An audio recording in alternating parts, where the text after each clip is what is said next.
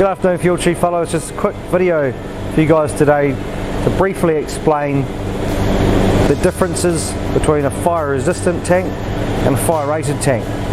Fire resistant tank is a 2-hour resistant fuel tank. It's a structure which has an integrity of 120, 120, 120 minutes, meaning a 2-hour tank. In short, the 2-hour tank itself is structurally resistant against a fire for 2 hours, but we cannot guarantee how the liquid inside the tank will perform in that fire.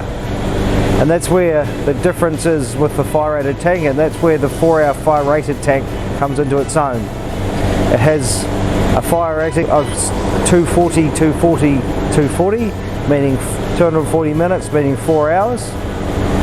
The tank has been tested, structurally tested to withstand the fire event, and with the presence of the insulation between the skins or in the interstitial space, we can guarantee that there will be no compromise of the fuel in that tank during a fire event.